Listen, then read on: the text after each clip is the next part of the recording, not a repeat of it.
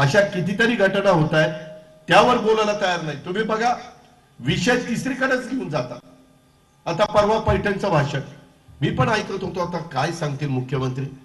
सुप्रिया सुळे, अजित पवार, जयंत पाटील, मी 6 वाजेपर्यंत काम करतो. म्हणलं सकाळी 6 पर्यंत काम केलं तर ही बाबा उठतो कधी? माझी बहीण कुठेतरी म्हणली माझा दादा 6 वाजता उठून कामाला लागतो. आता आहे मला सवय, चुलत्याची लागली सवय, काय करू? वाईट तर नाही ना सकाळी 6ला उठून कामाला करणं. तर हे 6ला म्हणले 6 पर्यंत मी काम करतो, तर मग झोपतात कधी? हा, तेही कळलं पाहिजे ना.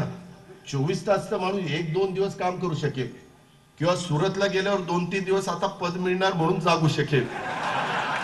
पण नंतर कधीतरी ती मेंदू म्हणाल अरे झोप झोप झोप. 6 तास तर झोप पाहिजेच ना राव, किती काही केलं तरी. आम्ही साहेबांचंही काम बघितलंय 55 वर्ष. सकाळी ते 2ला जरी झोपले तरी सकाळी 7ला तयार असायचे, पण 2 ते 7 5-6 तास झोप घ्यायचेच ना. पटेल असं बोलायला लयच पुढचं बोलायला लागलंय.